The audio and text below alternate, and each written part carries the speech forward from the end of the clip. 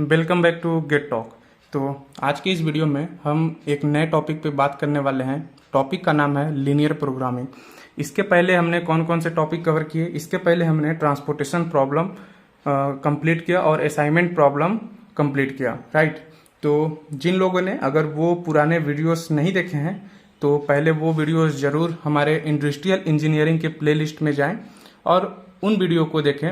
मैंने अभी तक 7 लेक्चर लिए हैं और आज का ये मेरा 8 लेक्चर होगा। ओके, तो एक नया टॉपिक है लीनियर प्रोग्रामिंग, जो कि एक इम्पॉर्टेंट होता है और इसमें 2 मेथड्स होती हैं। एक एनालिटिकल तरीके से हम सॉल्व करते हैं और एक ग्राफिकल तरीके से सॉल्व करते हैं, ठीक है। तो पहले हम एनालिटिकल को समझते हैं, फिर इसी क्वेश्चन में मैं अभी इसी वीडियो में क्वेश्चन कराऊंगा, फिर आपको बताऊंगा कि कैसे क्वेश्चन को डिकोड करना है और कैसे हमको ग्राफ प्लॉट करना है, राइट। तो सबसे पहले हम समझते हैं कि लीनियर प्रोग्रामिंग होता क्या है। ओके, तो देखिए लीनियर प्रोग्रामिंग क्या होता है कि linear programming is useful for many problem that required an optimisation of resources. Okay, second point क्या बोल रहा है, it could be applied to manufacturing to calculate how to assign labour and machinery to minimise cost of operation. मतलब क्या बोल रहा है question, sorry हमारा ये पॉइंट ये बोल रहा है कि जो हमारी मैन्युफैक्चरिंग कंपनी है तो उसमें हम लेबर और मशीनरी को कैसे असाइन करें कि जो हमारा कॉस्ट लगे वो हमारा मिनिमाइज हो, ठीक है। लीनियर प्रोग्रामिंग में बेसिकली हम मिनिमाइज और मैक्सिमाइज देखते हैं कि कोई कंपनी है तो उसमें हमारा जो कॉस्ट लगे वो कम लगे या फिर जो हमारा प्रॉफिट हो वो मैक्सिमम प्रॉफिट हो, तो वो चीज हम इसमें चेक करते हैं। ओके, थर्ड पॉइंट हमारा बोल रहा है it could be applied in high level business operation to decide which product to sell and in what quantity in order to maximise profit. Okay, तो यहाँ पे मैक्सिमाइज प्रॉफिट की बात कर रहा है और हम लेबर और मशीनरी कैसे असाइन कराएं कि हमारा जो कॉस्ट लगे वो क्या लगे, मिनिमाइज कॉस्ट लगे, राइट। तो देखिए लीनियर प्रोग्रामिंग में 2 कैटेगरीज होती हैं, एक बाउंडेड होता है और एक अनबाउंडेड होता है। तो बाउंडेड मतलब क्या, आप नाम से ही समझ रहे होंगे। बाउंडेड मतलब एक ऐसा रीजन जो बंद हो चारों तरीके से। अनबाउंडेड रीजन मतलब जो खुला हो, ठीक है। अनबाउंडेड मतलब जो पूरा खुला हो बाहर से और बाउंडेड मतलब जो पैक हो। एक रीजन जो बने वो फिजिबल रीजन बने, राइट। तो देखिए इसमें कुछ कैटेगरीज होती हैं, जैसे unique optimal solution, infinite number of solution, unbounded solution, no solutions, और इनके फिगर अलग अलग बनते हैं, तो मैं आपको अभी बताऊंगा। तो इसके पहले हम देखते हैं कि जो हमारा ऑब्जेक्टिव फंक्शन होता है, ऑब्जेक्टिव फंक्शन हमारा क्या होता है। तो हमारा ऑब्जेक्टिव फंक्शन होता है कि इसका मतलब होता है कि मैक्सिमाइज्ड या फिर मिनिमाइज्ड। जो हमारा ऑब्जेक्टिव है तो वो हमारा या तो मैक्सिमाइज्ड हो या फिर मिनिमाइज्ड हो। तो देखिए जैसे एक मैन्युफैक्चरिंग कंपनी है तो आपको उस कंपनी से या तो मैक्सिमम प्रॉफिट लेना है या फिर जो हम कॉस्ट लगा रहे हैं वो हमारा कॉस्ट सबसे कम लगे, ठीक है। तो मतलब ओवरऑल यही ऑब्जेक्टिव रहता है किसी भी मैन्युफैक्चरिंग कंपनी का कि हमें या तो मैक्सिमम प्रॉफिट मिले और हमारा जो कॉस्ट लगे बहुत मिनिमम कॉस्ट लगे, मिनिमम कॉस्ट में हमें मैक्सिमम प्रॉफिट मिले, ठीक है। तो अब इसके लिए मैक्सिमम और मिनिमाइज्ड के लिए हमारे पास क्या होता है, एक रेस्ट्रिक्शन लग जाता है। क्या कि आप इतना प्रॉफिट नहीं ले सकते, ठीक है, आप इतना कॉस्ट कम नहीं कर सकते। वो रेस्ट्रिक्शन क्या होता है कि सब्जेक्टेड टू कंस्ट्रेंट, इसका नाम है सब्जेक्टेड टू कंस्ट्रेंट।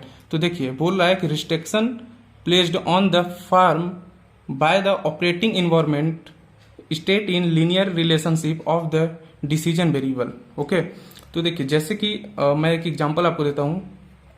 आप 24 आवर का वर्क कर रहे हैं, ठीक है, 24 घंटे का अगर आप काम कर रहे हैं तो आपको रेस्ट्रिक्शन है कि सिर्फ आप 8 घंटे ही ड्यूटी करेंगे, ठीक है। सेकेंड थिंग कि कोई मशीन है और कोई मशीन चल रही है तो उसमें रेस्ट्रिक्शन लग जा रहा है कि ये मशीन जो है इतने ही आवर चलेगी, ठीक है।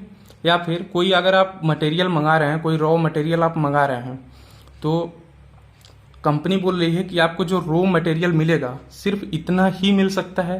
तो ये सब हमारे क्या है, रिस्ट्रिक्शन है कि काम को आपका कम कर देना। अगर आप चाहते हैं कि मुझे 24 घंटे में 12 घंटे काम करने को मिले, लेकिन रिस्ट्रिक्शन लग गया कि सिर्फ आप 8 ही घंटे काम कर सकते हैं, ठीक है। तो इसको बोलते हैं सब्जेक्टेड टू कंस्ट्रेंट, ठीक है। अब देखते हैं कि इसमें जो हमारे रीजन आते हैं वो हमारे आते हैं feasible region, infeasible solution, unbounded solution, degenerate solution और नो सोल्यूशन। ठीक है, तो पहले हम समझते हैं कि फिजिबल सोल्यूशन क्या है। अगर ये चीज आप समझेंगे तभी जब आप क्वेश्चन सॉल्व करेंगे और ग्राफ प्लॉट करेंगे तब आपको समझ आएगा कि कौन सा रीजन है, क्योंकि क्वेश्चन आपसे ये भी सॉल्व करा के पूछ सकता है, फिर ऑप्शन में आपको दे सकता है कि क्या ये अनबाउंडेड है या फिर बाउंडेड है, कैसा है। मैं आगे वाले वीडियोस में गेट के क्वेश्चन ऐसा ही लेके आऊंगा जिसमें आपको दिखाया गया है कि आप ग्राफ बनाओ, पूरा क्वेश्चन सॉल्व करो, फिर आपको ऑप्शन दे दिया जाएगा कि जो सोल्यूशन है वो फिजिबल है, इनफिजिबल है, अनबाउंडेड है या फिर बाउंडेड है, क्या है,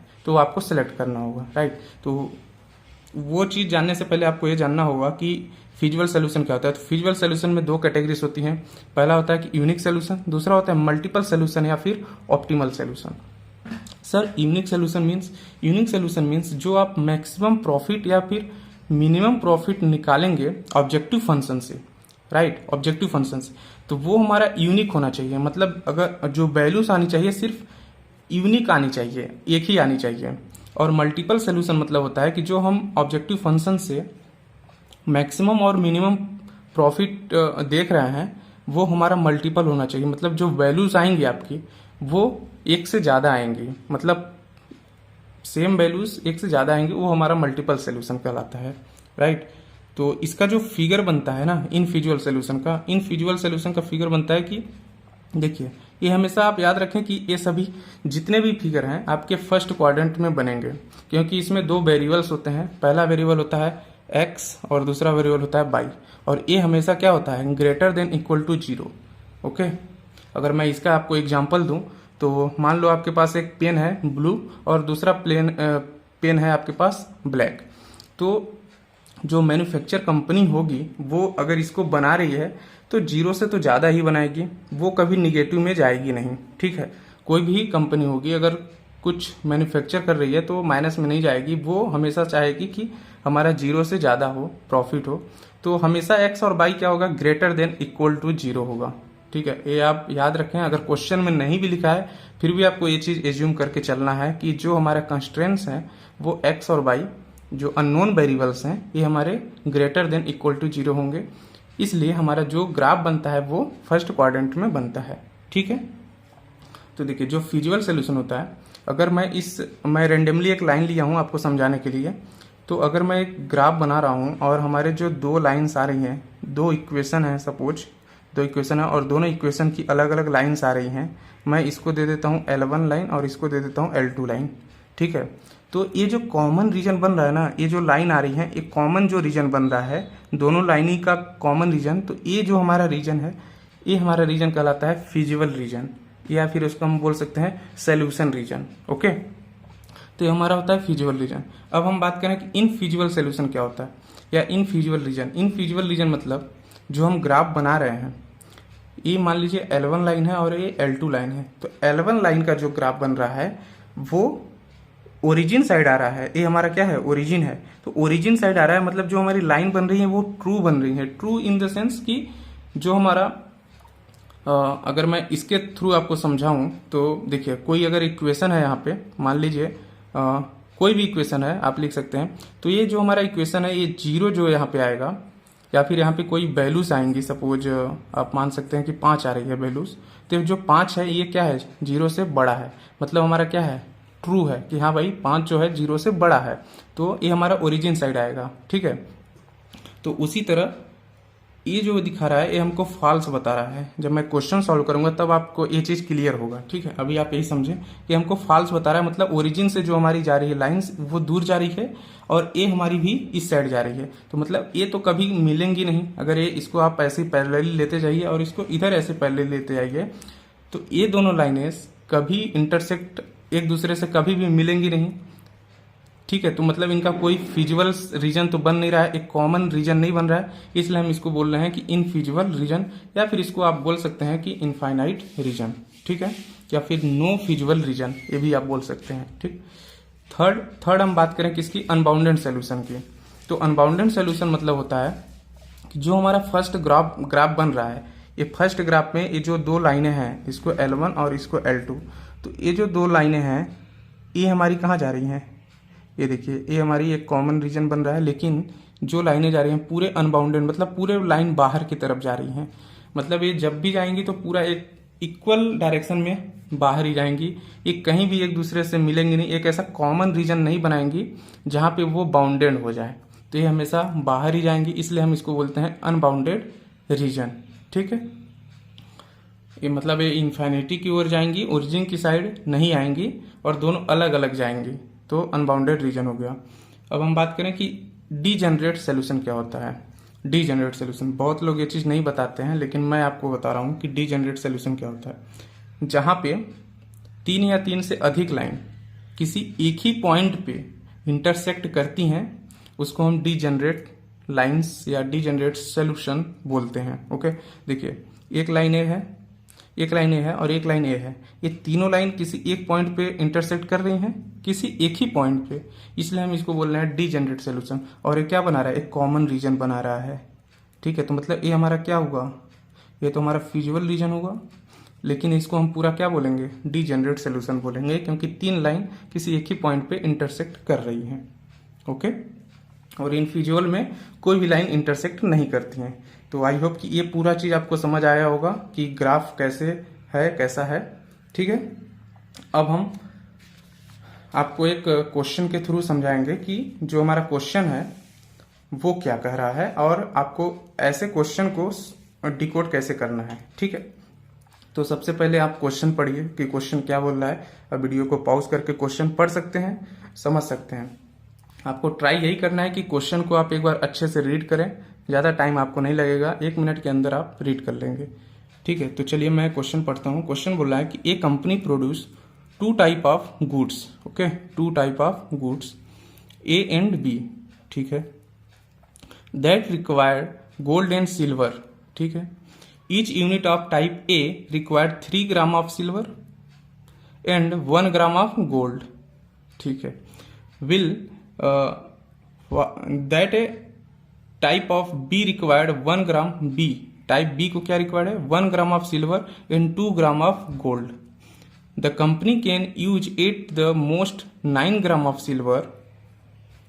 ये क्या लिखा है, एट द मोस्ट। ठीक है, बताता हूं आगे चल के। The company can use at the most 9 gram of silver and 8 gram of gold if each unit of type A brings profit of 40 rupees and that type of RS 50 rupees. Okay. Find the number of unit of each type that the company should produce to maximize profit. Maximize profit की बात कर रहा है यहाँ पे, क्योंकि जो हमारा ऑब्जेक्टिव फंक्शन है वो क्या है, मैक्सिमाइज प्रॉफिट की बात कर रहा है। Formulate the above LPP। LPP मतलब linear programming problem and solve it graphically and also find the maximum profit. Okay, तो देखिए क्वेश्चन को आपको पूरा बहुत अच्छे तरीके से समझना है, तब आप क्वेश्चन को सॉल्व कर पाएंगे। ठीक है, तो यहाँ पे हमारा जो है 2 टाइप के गुड्स हैं, पहला टाइप है ए एंड दूसरा टाइप है बी। ठीक है, तो इनको क्या रिक्वायर्ड है, इनको प्रत्येक यूनिट के लिए टाइप ए को रिक्वायर्ड है 3 ग्राम ऑफ सिल्वर और 1 ग्राम ऑफ गोल्ड। ठीक है, टाइप बी को कितना रिक्वायर्ड है, 1 ग्राम ऑफ सिल्वर और 2 ग्राम ऑफ गोल्ड।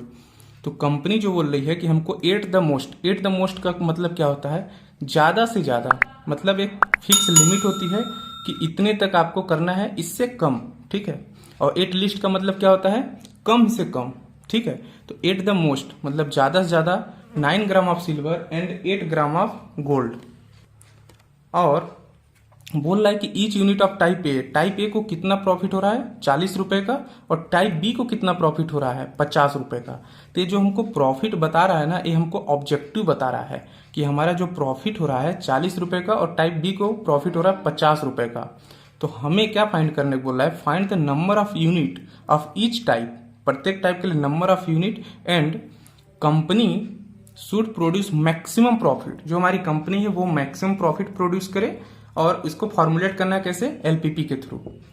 तो चलिए क्वेश्चन को पहले देखते हैं, देख लिए हमने, और अब सॉल्व करते हैं। तो देखिए यहाँ पे हमको एज्यूम करना पड़ेगा कि x और y हमारे 2 वेरिएबल्स हैं और दोनों वेरिएबल्स हमारे क्या हैं, अननोन हैं।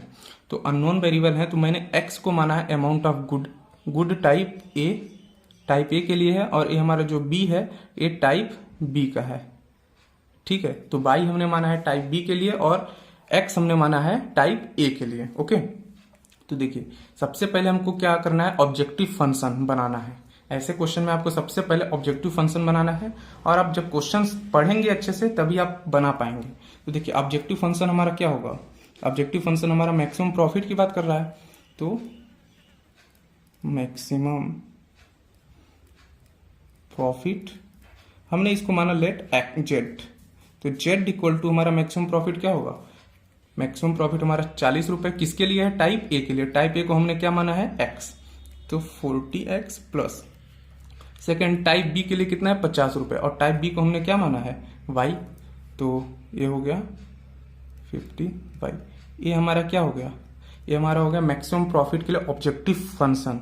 ठीक है, अब हमको बनाना है कि रिस्ट्रिक्शन कितने लग रहे हैं, इसको अचीव करने के लिए हमको क्या क्या रिस्ट्रिक्शन लग रहे हैं, मतलब सब्जेक्टेड टू कंस्ट्रेंट क्या है। ठीक है, तो इसके लिए मैं एक छोटा सा टेबल आपको बनाऊंगा ताकि आपको और ही अच्छे से क्लियर समझ आएगा।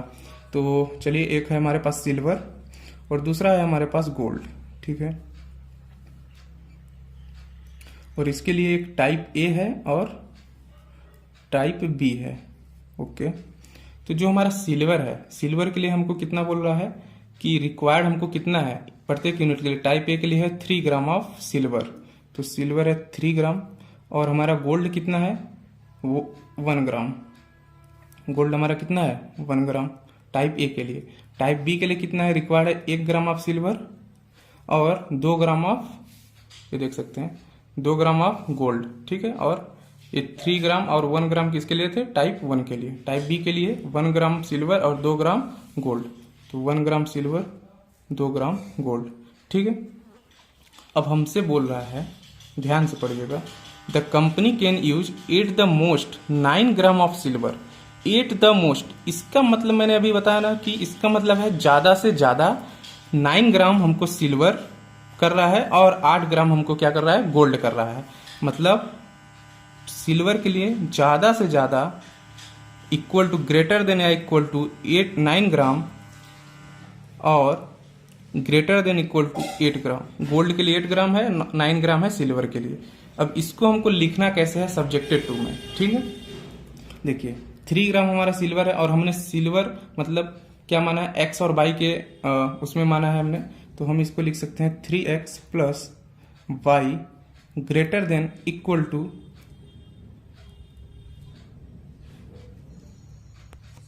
वो सॉरी ये मैंने एटलीस्ट का लिख दिया, sorry.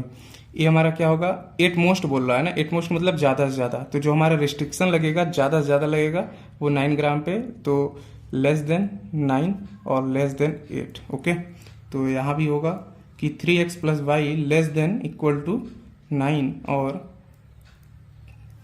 x plus 2y is less than equal to 8। जब आपको बोलता एट लीस्ट मतलब कम से कम, और उससे हमको ज्यादा चाहिए, कम से कम तो इतना होना ही चाहिए या फिर इससे ज्यादा, तो हम यहाँ पे क्या करते, ग्रेटर देन इक्वल टू करते। लेकिन यहाँ पे बोला है हमको एट मोस्ट मतलब ज्यादा से ज्यादा इतना या फिर इससे कम, इसलिए हमको करना है यहाँ पे ग्रेटर देन 9, मतलब 9 ज्यादा से ज्यादा है या फिर इससे 9 से हमको कम करना है। राइट, समझ गए इतना चीज।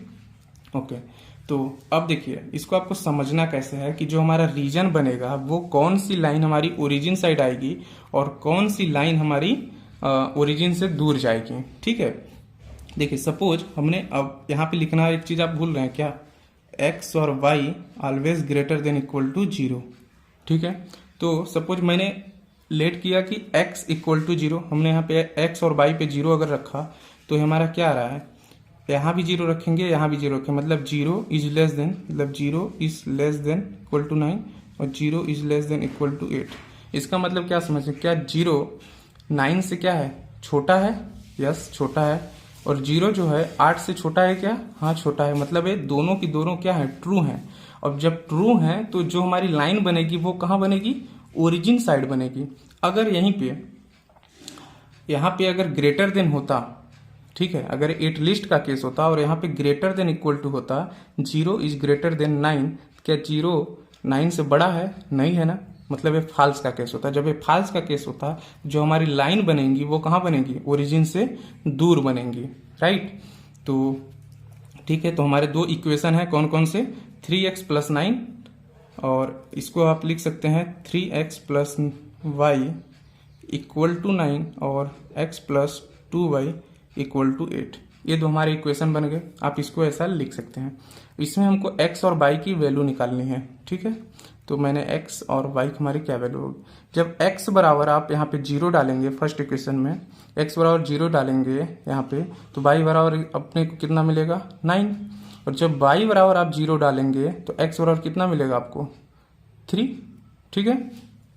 और जब सेकेंड इक्वेशन की बात करें, सेकेंड इक्वेशन में जब x बराबर आप 0 डालेंगे तो y बराबर कितना मिलेगा 4, जो 8 डिवाइडेड बाई 2 तो कितना होगा 4। जब y बराबर 0 आप डालेंगे तो हमको x कितना मिलेगा, y बराबर हमने 0 डाला मतलब ये 0 हो जाएगा, तो x बराबर कितना मिलेगा 8, ठीक है। तो x और y के हमको वैल्यूज मिल गई, ठीक है। अब हमको करना है क्या, ग्राफ को प्लॉट। तो ग्राफ प्लॉट कैसे होगा आप देखते हैं। तो पहले आपको कहाँ तक लाइन खींचनी है तो वो आपको मैं हिंट दे देता हूँ। आप x और y में देखिए सबसे हाईएस्ट वैल्यू कितनी गई है 9, मतलब y वाले लाइन में हमको चाहिए क्या 9 तक चाहिए और x वाले में 8 तक मैक्सिमम चाहिए। तो मैं ग्राफ प्लॉट करता हूँ।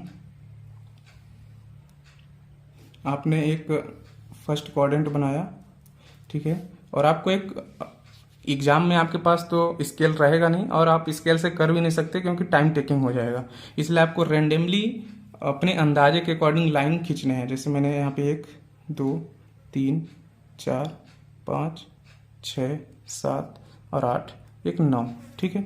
1 2 3 4 5 6 7 8 9 हमने अपने अकॉर्डिंग ऐसे इक्वली पार्ट में डिवाइड किया है। और यहाँ भी आप कर सकते हैं 1 2 3 4 5 6 7 8 और 9, राइट। तो आपने नंबरिंग कर लिया, ठीक है। अब आप यहाँ पे देखिए यह है 0, देखिए x बराबर आपने 0 डाला है तो हमको कितना मिला है y बराबर 9। तो x बराबर हमने 0 डाला तो y बराबर हमारा क्या है 9, मतलब यहाँ पे कुछ लाइन आ रही है। और जब आप y बराबर 0 डाल रहे हैं, ठीक है, y बराबर जब आप 0 डाल रहे हैं तो हमको x कितना मिल रहा है 3, मतलब x हमारा कितना मिल रहा है 3, ठीक है। इतना समझ गए। जब हमने x बराबर 0 डाला तो हमको y कितना मिला 9, तो x बराबर हमने 0 डाला तो हमको y कितना मिला 9। जब हमने y में 0 डाला, y में हमने 0 डाला तो x हमको कितना मिला 3, ठीक है।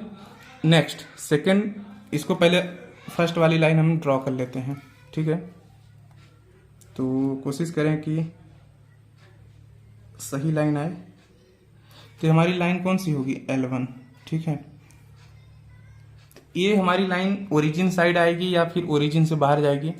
यस सर, ये ओरिजिन साइड आएगी। क्यों? क्योंकि जो हमारा इक्वेशन है ये हमारा ट्रू इक्वेशन है, ठीक है। क्योंकि तो ये हमारा कहाँ आएगा, ओरिजिन साइड आएगा। तो आप ऐसा एरो बना लिया करिए ओरिजिन साइड। अब सेकेंड इक्वेशन को हम देखते हैं। जब हम x बराबर 0 डाल रहे हैं तो हमको y कितना मिल रहा है 4। तो x बराबर जब हम 0 डाल रहे हैं तो हमको y मिल रहा है 4, तो यहाँ पे आया।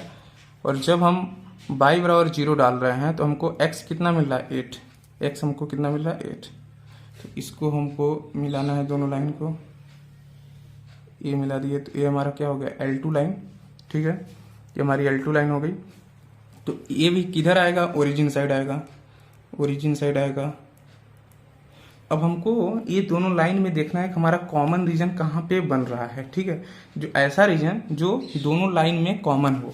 देखिए ये लाइन आ रही है, ये लाइन आ रही है और ये लाइन आ रही थी। तो क्या आप कह सकते हैं कि ये जो रीजन बन रहा है ये हमारा क्या है, कॉमन रीजन है, मतलब हमारा क्या है, फिजिबल रीजन, फिजिबल रीजन। तो यही जो हमारा है रीजन, ये हमारा फिजिबल रीजन है, क्योंकि ए लाइन और लाइन L1 और लाइन L2 के बीच कॉमन रीजन हमारा ए बन रहा है। अब हमको ना कुछ कॉर्नर पॉइंट मिलेंगे। पहला कॉर्नर पॉइंट ये है, इसको आप क्या लिख सकते हैं, x और y के कोऑर्डिनेट में, x और y। तो x हमारा क्या है 0 है और y हमारा कितना है 4। उसी तरह ये वाली क्या हो जाएगा 3 0, और ये 0 और 0 तो है ही। लेकिन यहाँ पे क्या होगा सर, क्योंकि अगर आप कोई ग्राफ शीट होता तो और स्केल होता तब तो आप यहाँ पे देख के बता सकते थे, लेकिन आपने एज्यूम किया है लाइंस, तो आप एक्यूरेट नहीं बता सकते कि सर 3 और 4 के बीच में कितनी आएगी। तो आपको करना यह होता है कि जो आप ये दोनों इक्वेशन लिए हैं ठीक है, इक्वेशन 1 और इक्वेशन 2 इन दोनों इक्वेशन को सॉल्व करना है। क्यों यही दो इक्वेशन, क्यों? क्योंकि लाइन L1 और लाइन L2 दोनों इंटरसेक्ट कर रही हैं। ठीक है, अगर यहाँ पे 3 इक्वेशन होता तो 3 इक्वेशन के लिए आपको करना होता है कि देखना होता है कि जो लाइन है वो कौन सी इक्वेशन की लाइन है और वो इंटरसेक्ट कर रही है। जो जिस इक्वेशन की लाइन इंटरसेक्ट करती, पॉइंट बनाती, उस इक्वेशन को आपको लेके सॉल्व करके x और y की वैल्यूज फाइंड करना होता है, राइट। तो अभी यहाँ पे हमारे पास सिर्फ 2 ही इक्वेशन है और x और y यहाँ पे अननोन है। तो इन दोनों इक्वेशन सॉल्व करके हमको x और y पता करना है कि यहाँ पे क्या होगा। तो चलिए इसको सॉल्व करते हैं। तो देखिए, ये जो इक्वेशन था इसमें हमने फर्स्ट इक्वेशन में क्या सॉल्व कराया, इसमें हमने मल्टीप्लाई कराया 2 का और सेकेंड इक्वेशन में मल्टीप्लाई कराया 1 का, क्योंकि हमको चाहिए x और y की वैल्यूज। ठीक है, आपने 9th-10th में ऐसा सॉल्व किया ही होगा इक्वेशन को। तो जब हमने इसको सॉल्व किया तो हमको x बराबर कितना मिला 2, तो हमको y बराबर कितना मिल जाएगा, जो x बराबर 2 है इसको हमको फर्स्ट इक्वेशन या सेकेंड इक्वेशन पे रख देना है। ठीक है, तो जब हम इसको रख रहे हैं सेकेंड इक्वेशन पे रख लेते हैं तो कितना मिलेगा, यहाँ पे आ जाएगा 6 और 3 आ जाएगा, y बराबर 3 आ जाएगा। ठीक है, तो x हमको मिला क्या 2 और y हमको कितना मिला 3। तो आप वैसे भी अंदाजा लगाइए तो देखिए जो पॉइंट मिल रहा है किसके आसपास है, 2 के आसपास मिल रहा है, और जो हमारा y बराबर 3 मिल रहा है अगर इसको देखें तो 3 के आसपास मिल रहा है। ठीक है, तो हमारे जो कॉर्नर पॉइंट कौन कौन से हो गए, कॉर्नर पॉइंट हो गया 0 4 और 2 3 और 3 0 और 0 0। ठीक है, 0 0। तो हमारा ऑब्जेक्टिव फंक्शन क्या बोला था कि मैक्सिमम प्रॉफिट चाहिए z बराबर 14x प्लस 15y पे। तो यहाँ पे आपको क्या करना है, x और y की जो हम कॉर्नर पॉइंट अभी निकाले हैं, तो हमारे कॉर्नर पॉइंट क्या क्या हो गए, कॉर्नर पॉइंट। ठीक है, कॉर्नर पॉइंट हमारे हो गए 0 4 और 2 3 3 0 और 0 0। तो जो हमारे ये कॉर्नर पॉइंट आया है हमको रखना किस पे है, z equal to 40x plus 50y पे हमको यहाँ पे रखना है। तो चलिए पहले कॉर्नर पॉइंट को हम पुट कराते हैं इस इक्वेशन पे। जब हम x बराबर 0 डालें ये हो जाएगा, और 50 गुणे 4 करना है आपको यहाँ पे, तो कितना आ जाएगा 200। ठीक है, और 2 और 3 जो कॉर्नर पॉइंट है इसको हम यहाँ पे कराते हैं, तो 2 का गुणा 40 के साथ कराते हैं, कितना आ रहा है 80, प्लस 50 का गुणा 3 के साथ करा रहे हैं, कितना आ रहा है 150। तो इसको सम कर देंगे तो कितना हो जाएगा 230 हो जाएगा, राइट। और अब थर्ड जो कॉर्नर पॉइंट आ रहा है 3 0, 3 0 को 3 का मल्टीप्लाई कराते हैं 40 में, कितना आ जाएगा 120, प्लस 0 को रखते हैं 50 गुणे 0, कितना हो जाएगा 0 बराबर 120, और 0 0 करेंगे तो यहाँ पे आ जाएगा इसके लिए 0। तो अब बोल रहा है हमसे कि मैक्सिमम प्रॉफिट बताओ। ठीक है, मैक्सिमम प्रॉफिट। तो अब इन वैल्यूज में आप देखिए सबसे ज्यादा मैक्सिमम प्रॉफिट कौन दे रहा है, यस मैक्सिमम प्रॉफिट 230 दे रहा है। तो हमारा जो आंसर होगा वो क्या होगा, मैक्सिमम प्रॉफिट 230 होगा। ठीक है, और अगर यहीं में ऐसे ही सॉल्व करके आपसे पूछ देता, ऑप्शन दे देता कि ये फिजिबल रीजन है, अनबाउंडेड रीजन है, नो सोल्यूशन है, या फिर इनफिजिबल डिजेनरेट सोल्यूशन है, तो आपका ऑप्शन क्या होता, यस सर ये फिजिबल रीजन है। ठीक है, तो 230 हमारा मैक्सिमम प्रॉफिट हुआ और ये फिजिबल रीजन हुआ। ठीक है, तो आई होप कि ये आपका मैक्सिमम प्रॉफिट का जो कॉन्सेप्ट था बहुत ही अच्छे से क्लियर समझ आ गया कि यहाँ पे लेस देन कब लेना है। और अभी नेक्स्ट प्रॉब्लम हम सॉल्व करेंगे नेक्स्ट वीडियो में, तो उसमें हम बताएंगे आपको कि मिनिमम के लिए क्या होता है। मिनिमम प्रॉफिट की अगर बात करें तो मिनिमम प्रॉफिट के केस में कैसे सॉल्व करना है। इसी तरह आपका एनालिटिकल क्वेश्चन लिख लेंगे और उसको हम नेक्स्ट वीडियो में सॉल्व करने की कोशिश करेंगे। तो आई होप कि आपको ये पूरा वीडियो अच्छे से समझ आया होगा। अगर समझ आया होगा तो आप वीडियो को लाइक कर सकते हैं और चैनल को सब्सक्राइब कर सकते हैं। मिलते हैं एक नए वीडियो के साथ, एक नए क्वेश्चन के साथ। Till then bye bye.